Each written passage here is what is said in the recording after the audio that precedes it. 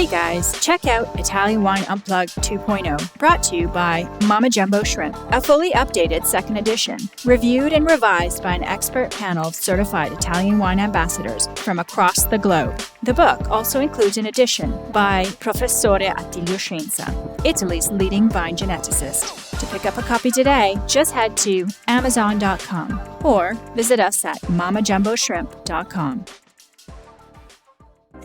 Italian Wine Podcast is delighted to present the series of highlights from the 2022 Wine2Wine Business Forum, focusing on wine communication and bringing together the most influential speakers in the sectors to discuss the hottest topics facing the wine industry today. Don't forget to tune in every Thursday at 2 p.m. Central European Time or visit wine2wine.net for more information. Okay, so I'm just going to introduce for some of you who don't know Erica. I feel like this is really a great session. She calls herself media expert and consultant, but she's really, you know how people say they're a media consultant and expert? And you're like, yeah, right. But she is really a media expert and consultant. She was the chief water buffalo for many magazines, and including Vine Pair, 750, and as of late, Pix. And I've been a great fan of hers. So this is not an altruistic session in a way. I invited her so that I can finally listen to her in person. I think what she has to say, this is a very good kickoff because it will be an overview of where media is at in terms of wine communication. So take it away, and I'll come back for some Q&A. Great. Thanks so much, Stevie. So I'm really glad to be here with you today talking about one of my favorite topics, which is the American media. I've been working in the American media for more than 20 years. I have run publications on the digital side, social media, video programs, etc., for big brands like Architectural Digest and Saveur Magazine and Voters Travel. And then in the past several years, I became really known as a person who could either turn around brands or come in and start new brands or create new products for publication, for any type of publications or startups. So, for example, I pitched the idea of 750 Daily to the company 750, and then launched and ran that for several years. Also for Drizzly, which if you live in the US, it's the biggest alcohol delivery platform. For them, they needed a way to reach media and reach their audience, which was retailers. So for them, I created a first-party data and insights publication called BevAlc Insights. So I've kind of worked in the trade side, the consumer side over many years. And that brings us to today. So this session can be called, Understanding of the American Media Landscape and Effectively Positioning Your Brand, or How I Learned to Stop Worrying and Love the Meme. And there's some reasons for that. So why are we here today? We're here today to talk about wine communication, and that's really the focus of this year's Wine2Wine. And we know that communication is changing, so we're gonna get into how. First takeaway number one, communication is changing significantly. In the past several years, we have seen a shift in the media from longer written articles to shorter, punchier formats like video, TikTok, and memes. So that's takeaway number one. Visual content is becoming increasingly more important, and it really drives engagement. Takeaway two, the content of this meme. Build an audience, they said. It'll be easy, they said. And that's kind of, for a lot of brands, what we would consider the big lie of the internet. And that is, if you put your content out there, people will find it, they'll come to you. And as we're seeing, that is really not the case. The building an organic audience for a brand has become more expensive than ever.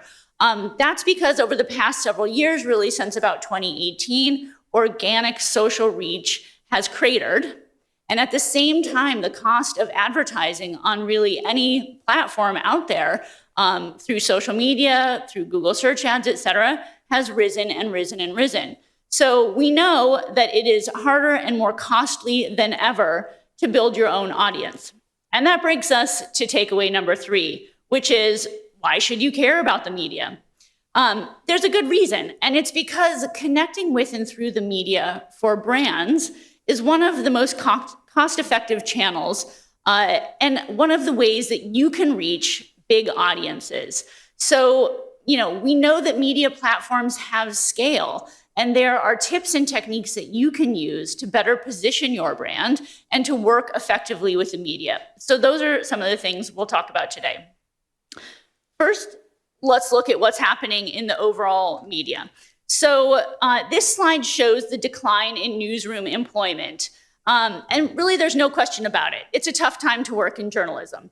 This year, more than 3,000 jobs have already been cut, media jobs in the US. A lot of them are in newsrooms, but also a big number of them in digital publications and magazines. And what's behind the decline in media? So the biggest drivers are declines in ad revenue and subscriptions. And yes, there are bright spots. There are some digital publications that are doing a great job and building very sustainable businesses, but really that's more of the exception than the norm. So what we're seeing right now is a lot of editorial jobs being cut. We're seeing lower pay for writers. And in a lot of ways, that means that the resources are draining from the field, or people who are more senior staffs at publications are going out and becoming solopreneurs and starting their own publications. So this is one of my favorite memes. Media consumption patterns are changing. So I laughed out loud when I saw this because I feel like all of us old school people who've worked in journalism, we feel this way. Long form writing is going the way of dinosaurs, and a smaller and smaller subsection of American readers, certainly, are still reading in-depth articles. The fact is at this point that most people in the US are getting their news through social media. Average Americans spending about 3.5 hours a day scrolling on a smartphone, and we know that we do process images about 6 times faster than words. So Americans are looking more for quick sips of content, not like the 5-course tasting menus that you would see in a New Yorker style feature. And that's why we're seeing the rise of TikTok, YouTube, et cetera. They're quick hits. They give us just enough to feel informed. And that takes us to wine media. So I didn't want to rely just on my own expertise or impressions. So like everything else I do in my life, I had to over-research it. So I interviewed several professionals from all sides of the media business, publicists, writers, editors, TV presenters, and my goal was really to get a comprehensive idea of what people are seeing in the field. And so their ideas and tips are incorporated with my own in the following slides. So let's look at what's happening in drinks media. So this graph shows the drinks publications with the highest number of visits per month from US-based devices. So you can really start to get a sense for the scale of some of the bigger publications. One of the notable things here you can see is that the biggest ones, so Liquor.com, VinePair, Wine Enthusiast, they're not just wine. They cover other categories. And, I would say Wine Searcher is a bit of a cheat here because while their audience is large, presumably most of those people are coming for the core functionality of that platform, which is locating bottles. So, take it with a bit of a grain of salt. But directionally, you can see that even at the smaller side, sites like Jancis Robinson and Robert Parker, they're still getting more than 100,000 visits in the US each month.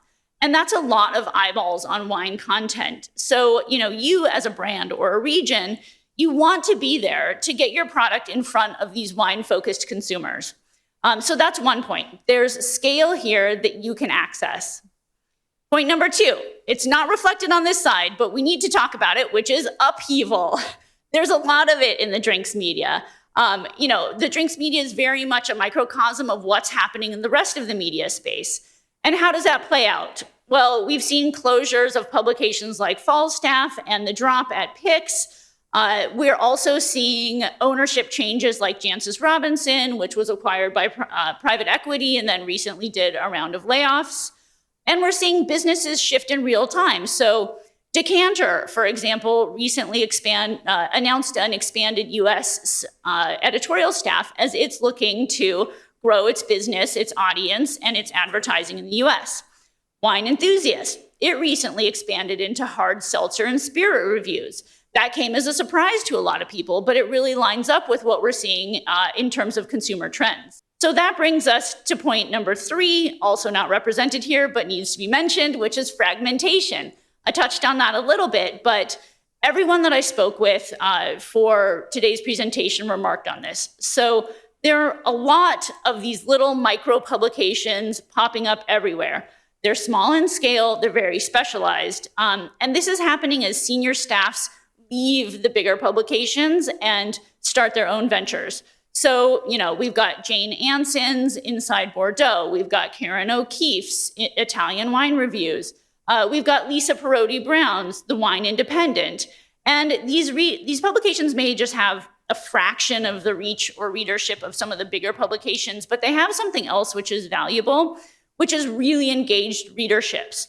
So because these publications are built on subscriptions instead of advertising revenue, they're really supported by a self-selected group of interested readers. So moving on. We're also seeing the explosion of content into other channels, like I noted, beyond the written word. So I don't know if you can see it, but the views on these YouTube series are seriously mind-blowing. So in the middle one there, that's Constantine Baum, who I think is going to be here this week. And, that one video is averaging 450,000 views a month since it was launched. That's more than a lot of the publications that we just discussed, right? So you might expect to see that type of engagement for like celebrity or fashion videos, which I've seen in other parts of my career, but to see this type of viewership for videos about wine is super rare. You've also got Andre Mack up there in a Bon Appetit series, more than 2 million views just on that one video. And Amanda McCrossin, who I know is here this week.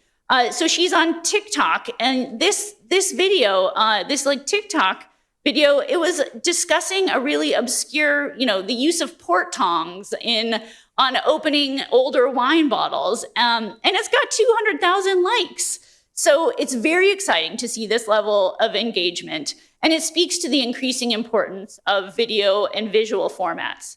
And meanwhile, podcasting numbers are pretty hard to come by, but just anecdotally, when I was a co-host of the Vine Pair podcast, the amount of feedback that I got both from consumer listeners and trade listeners was kind of surprising to me, because previous to that podcast, I had always been a writer, and I had maybe gotten a couple, a handful of comments on articles, but suddenly being in this podcast format, I was getting, tons of outreach. People were really listening. The engagement was much deeper than with articles. So I think, when you see people on videos, when you hear them on podcasts, you really start to form a connection with them, and you feel like people feel like they know you. So that's a trend that I think we're going to see continue. All right, so what are we seeing here? So I think it's important to look at changing demographics. And we can see here that older generations really prefer wine and beer very clearly. So you see a 20-point drop there from the top of the top age, down one notch. But that's not what I'm concerned about. What I'm concerned about is the 21 to 34 age group, right? And so that's younger millennials, older Gen Z. And for that group, there is no wine preference. And related to that, we've seen a lot of reports coming out that even older millennials are not switching on to wine as quickly as previous generations had done. So why is this important when we're talking about the media? Well, that 21 to 34 age range is a key demographic for American advertisers across most categories. So that's why you're seeing magazines like Food and Wine become more like Food and Wine and Cocktails and Beer and Spirits, right? They are shifting to the changing interests of both their advertisers and their consumers. So, and I think that's what we see with wine enthusiasts as well. So that's a key point to make. And in terms of trends, there are a couple other things unrelated to this slide, but worth noting that me and my colleagues have seen rise to the top. So wine and travel. The consumer travel media, Travel and Leisure, Condé Nast Traveler, Afar, suddenly wine itineraries are everywhere. So if you're a brand or a region that has a story to tell about traveling in your area, absolutely start get out there, pitch it, because we've been so surprised by the amount of wine travel stories that we're seeing. So that's one thing. Another thing people ask me a lot about is like, why are all these lists out there, like 5 wines to drink now, whatever that is. So there's a strategic reason for that. And so those are SEO stories, so search engine optimization, right? So I type in, what are the best Italian wines? And up pops a story like the 14 best Italian red wines to drink in 2022 on liquor.com. They're total masters at this SEO game. Or the 5 best Italian wines beginners must try on Wine Folly. They also have really nailed SEO. And so it's important for people to realize this is not necessarily what consumers are looking for. This is a strategic decision that the publications are making, because we used to be able to bring in audiences through social media, but as we discussed, that organic social reach has cratered. What's the next best way, or now most cheapest way, to bring people into your publication? It's through search engine optimization, so that type of content. All right, so other trends worth noting, celebrity. If you have a celebrity investor or a celebrity angle at all that you can leverage, that will get coverage. Diversity, we see a lot more interest from publications in covering people from underrepresented backgrounds in the industry. Climate change, if you can talk about the changes that you're seeing in your own vineyards, that can be used as a hook for a larger story about climate change. Wellness angles, low alcohol, no alcohol, wine alternatives, natural wine, organic, low intervention, biodynamic, et cetera. Those are all sort of some of the bigger trends that you can hop into if you are able to jump on any of those. So I love this meme. This cracked me up. Do you remember Oprah's heyday? Every week she was sending people to Australia or like giving people cars, right? So strategy for all, everyone gets a strategy. So what's the biggest challenge in connecting with the media? It's really strategizing, deciding how and where to prioritize your limited resources. And you really need to nail down the 5 W's, right? Who's your intended audience? What are you pitching? When are you pitching it? Meaning, what's your timely hook? Where are you pitching it? And why are you pitching it? What's your goal? You need to come to media pitching with a very strategic rationale, right? So some things to consider. If your resources are stretched very thin and you don't have much PR or marketing spend, you should ruthlessly prioritize. So for example, if you need to have a clear path to sales, then you're probably going to want to pitch the scoring publications, the Wine Spectators, Wine Enthusiast, Jeb Dunnick's. And these offer a very direct path from review to purchase. So one of the great publicists I was talking with, who, she said, like, I had a great example of this last week.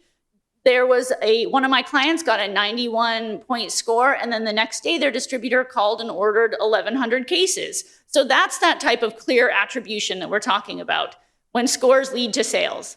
Another thing is, who's the most important audience for your message? Is it consumer? Is it trade?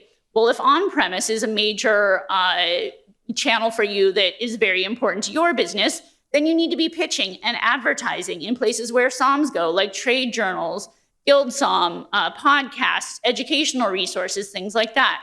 So develop a plan and be intentional with the results you're looking for.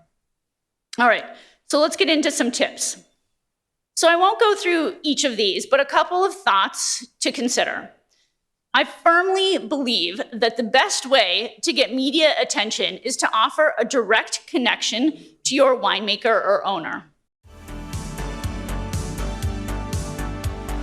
Are you enjoying this podcast? There is so much more high-quality wine content available from Mama Jumbo Shrimp.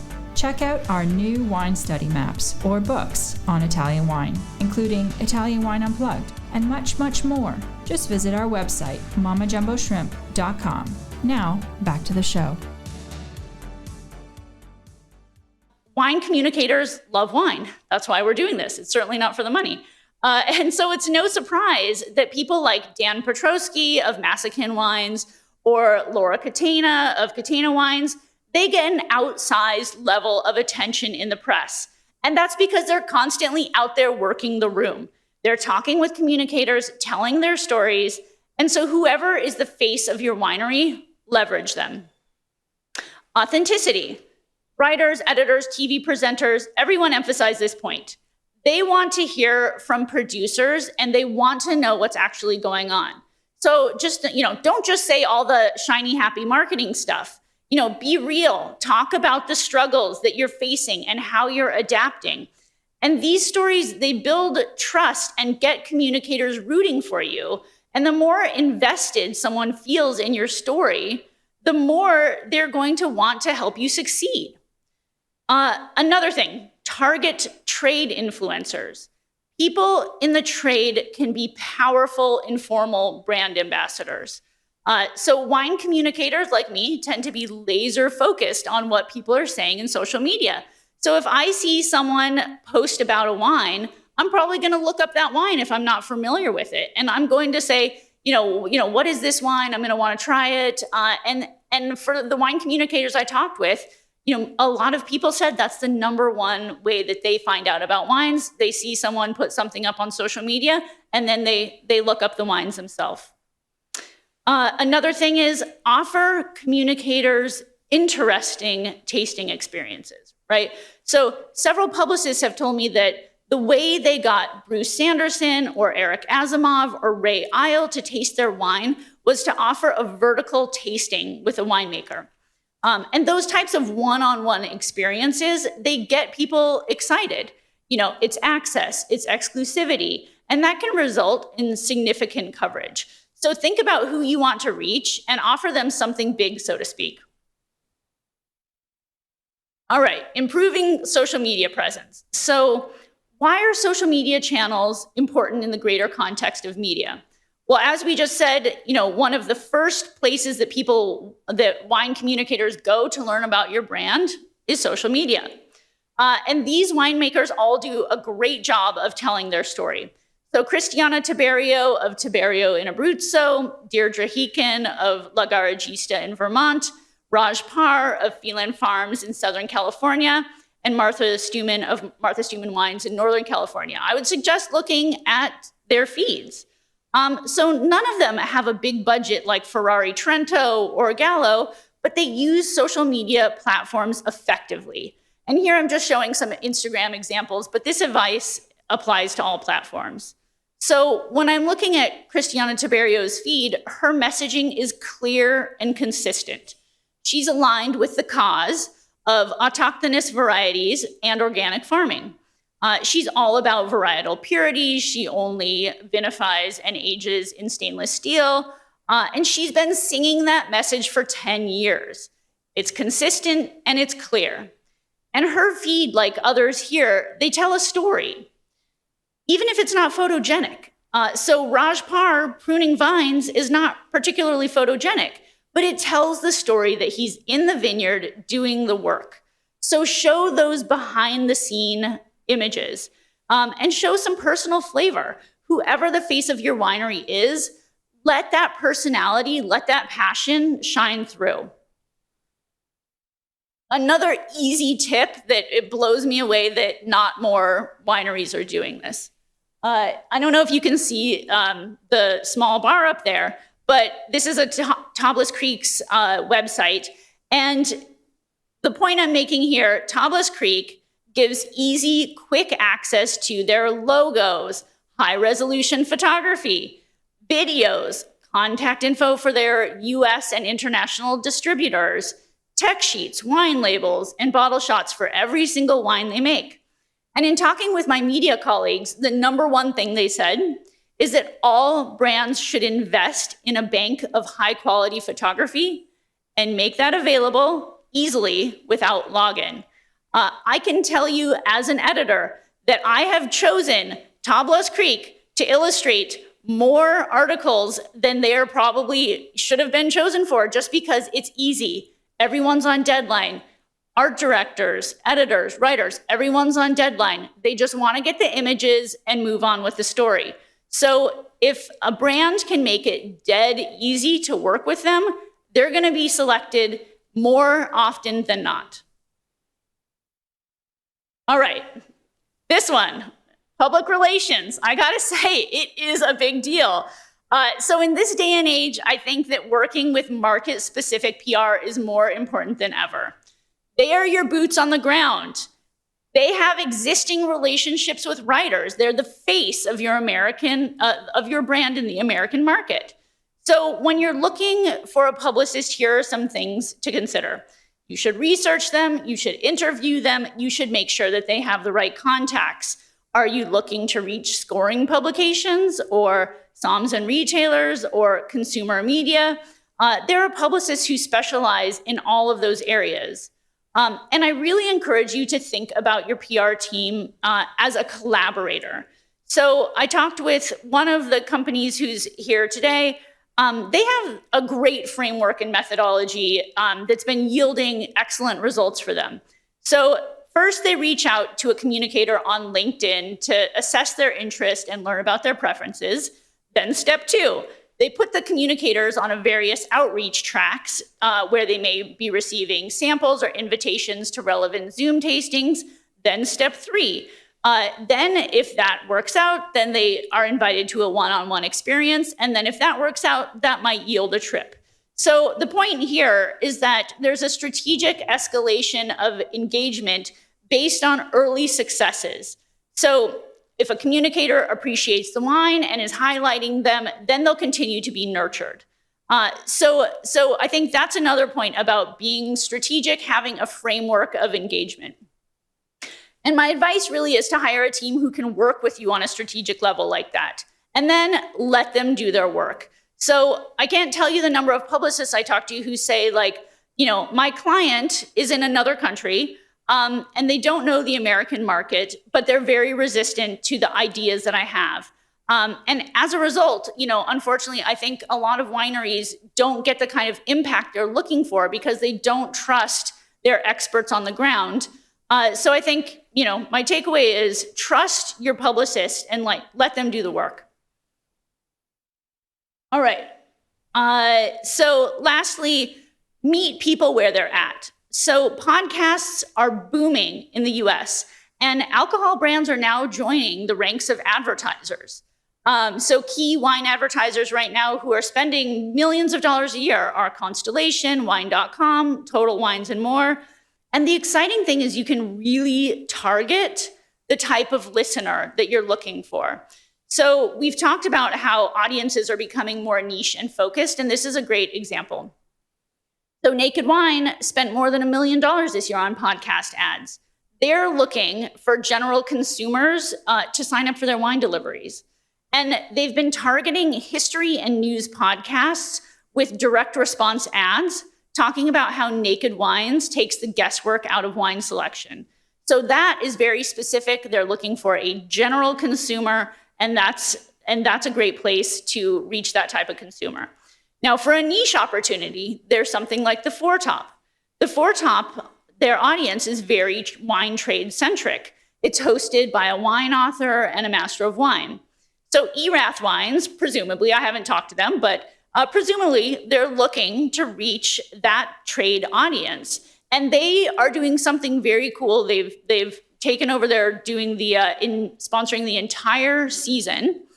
But how they did it was a really integrated approach where on each episode, there's a small interstitial where Catherine Cole, the host, is tasting the wines with the winemaker and in conversation with the winemaker, and it changes each time. So, you can get very specialized audiences and specialized results when you're working with these niche audiences. And so I think also, while you're at it, don't just think about podcasts for advertising, because you have the experts, you have the winemakers and owners, and you should definitely be pitching them to show up as guests on these wine-focused podcasts. All right, so we're coming to the end here, but the bottom line is this.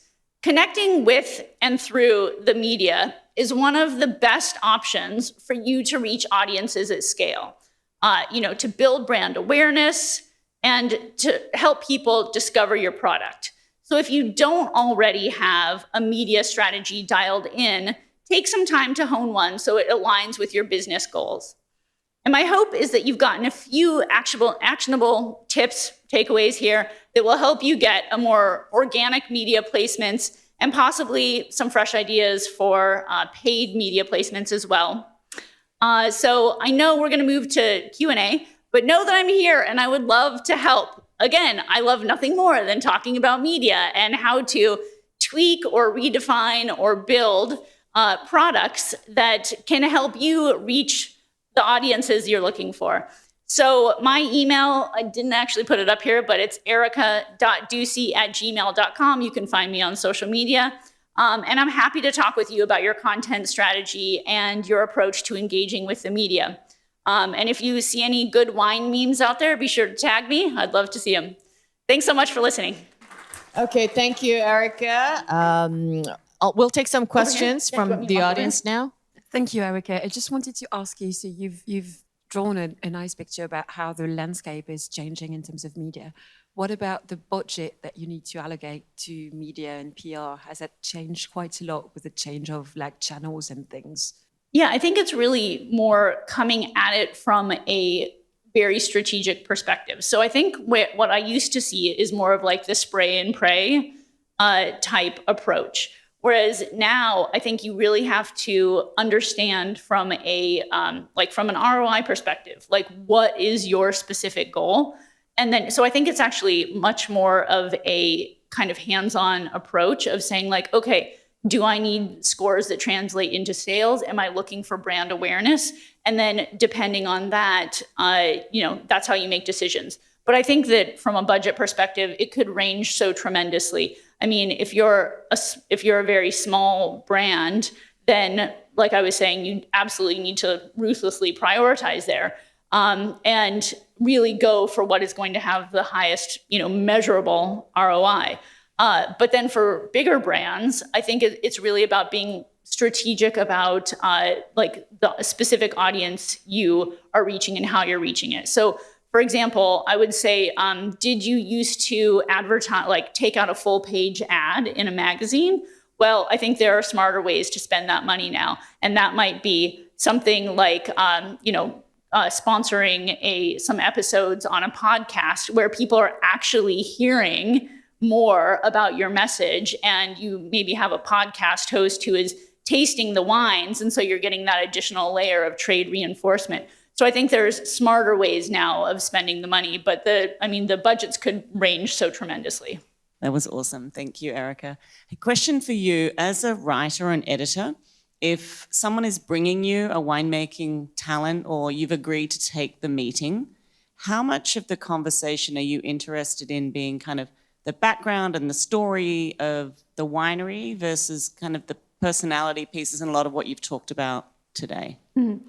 Yeah, I think it's very important. So I would say, as an example, let's just take sustainability for a moment, right? So these days, when I go into a restaurant and I ask about a certain wine, basically there'll be 3 to 5 talking points about that wine. One of them is like a sustainability part. One of them is the background of the winery, and one of them is, I don't know, something about like the variety or something like that. So let's just say that we have kind of like three main talking points about the wine. I think you need that picture, just as a somm is telling me, hey, here are kind of the things you need to know about the wine. For me to effectively tell the story as a writer or an editor, I also need that sort of framework around it to say, this is a 5th generation winery, they're organically farmed, they're really into, autochthonous varieties or whatever that messaging is. So I think it's like building that story. But in the initial pitch, I would definitely say, if someone's approaching me for the first time, like they need to give me 1 to 2 paragraphs about why this wine might be a fit for me. And if they've looked at my writing, they'll know that I'm into sustainable wines, I'm into things like autochthonous varieties, that sort of thing. So I think it's definitely important to know the writer that you're pitching. And I would say that one of the pieces of feedback I had from all of the writers I spoke with was if they receive a pitch and it is not addressed to them and it does not reference at least a passing familiarity, they won't open it or they'll just delete it. So I think that the competition for people, for kind of media attention really has increased. And so it's more important than ever to just, really have that personal outreach. And I think that's why definitely one of the reasons that I see PR becoming more important is because it is that boots on the ground, relationship driven part of the business. Okay, Erica, thank you. You've done justice to, I think, this presentation. So my question would be, hiring PR consultants may be very expensive. What advice do you have if I have to hire a communication executive to work in the team instead of having to work with consultants? Yeah, great question. So I think my advice would be to work with an individual as opposed to an agency. So I think you can get really great results from, there's so many communicators out there now who have left bigger agencies and are starting out on their own or are kind of moonlighting as PR. So I think you can find individuals to work with who are going to cost less than a big agency. So if that is if you're kind of a small winery just starting out, need to find a low cost source, I would definitely say go with an individual over an agency, and then eventually an agency will probably be the solution just because there's many more relationships there that they have. So yeah, I'd say start small and then scale up as you can. Firstly, Erica, brilliant presentation. I think we could all go home after this, and it's been worth coming already. So thank you. Second, I'm interested, you said about there's now this blurring of the line where we're moving into more spirits and seltzers and everything else. And then you talked about travel. I'm interested in looking at how people promoting wine fit themselves into the broader picture. We tend to say, I sell wine, I talk to readers of wine publications or whatever. What are you seeing in terms of wine allying itself with other products, other areas of interest, be it fashion, be it lifestyle, and so on? And that's obviously relevant to SEO. I'm interested to know your thoughts on that. Yeah, I think one of the smartest things I've seen is, so for example, do you know like Stephanie Honig from Honig Wineries, who's also the president of I don't know what it's called, like the Napa Cannabis Association or something like that. So I think one of the smart things that she's doing as an example is aligning her brand and also brand Napa with the growing interest in cannabis. So I think all of these experimental and other sort of interests that you can hop onto. In the case of Napa, there's this growing interest in cannabis and in cannabis tourism. So can you expand your bubble to include that? Great. For some of the bigger brands, I see them aligning with Formula One, race cars and things like that. I think it's behooves brands to figure out how can they push themselves into new niches that have bigger audiences. So it could be fashion, could be music, what have you. But it's very important to think strategically like that about who is the demographic, who is the audience that we're specifically trying to reach, and what are their other interests? And then align with those interests, make partnerships in those interests. Are there any more questions? Hi, I'm Nina from Finland, far away from the US market. And I want to thank you for good insights, which are very, very much, I would say, legitimate also in our markets. I have a 19-year-old son who I tried desperately to get into wine. He's not interested. He drinks wine when we have it at home, but otherwise, it's just the competition of drinks or what to do in his free time is so much larger than maybe in our generation. He's seen the world, he's traveled. It's not a new thing to wine and dine in a restaurant like it was for us. And I think it's very important for wineries to understand that we do talk to a different audience. And I think very much what you've said today is also important in other markets. Thank you. Yeah, thank you. Well, yeah, I think absolutely. We're just seeing that increased conversation and interest from the younger demographics in all of these other categories: spirits, hard seltzer, FMB, the other part of hard seltzer. So I think it behooves us also to think about those formats, right? So, for some brands, it may make sense to go from to add to your product line, right, into canned wines or canned spritzes or, low alcohol wine-based seltzers. I mean, if you have the ability to experiment in some of those different formats, I would encourage that, because it could open up entirely new audiences to you that are maybe not going to develop into wine like we've seen previous generations doing. One last question? Okay, so I get to ask then. So I want you for 1 nanosecond to put on your Nostradamus hat. Okay, and we have right now this trend of Jane Anson, as you had said, or Lisa Perotti Brown, becoming quote unquote independent websites for wine. Do you think this is financially sustainable? It's a great question. I think that we are going to see upheaval, continuing upheaval, until we find some way for there to be sustainability, like real sustainability.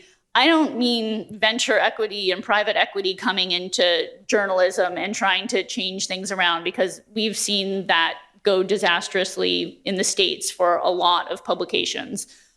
So what I'm talking about is, I think we're in the midst of a revolution in publishing, and where that comes out, no one knows. I think a lot of people are betting on subscriptions, micro subscriptions, small, very dedicated user bases, but building those at scale is, making it scalable enough that you can support yourself and or contributors is really tough. So I think it's going to be a time of a lot of change and slog. And I keep on thinking, why don't all these publications independently come together and make a coalition, a broader coalition of independent publications with one subscription, price for 6 of the publications, right?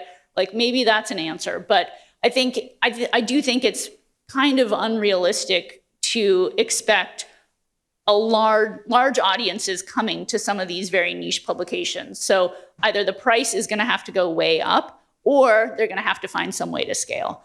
But yeah, I think this is the big question. We're not only facing it as wine media.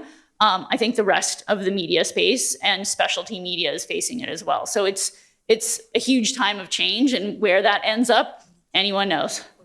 Okay, let's give it up for Erica Duecy.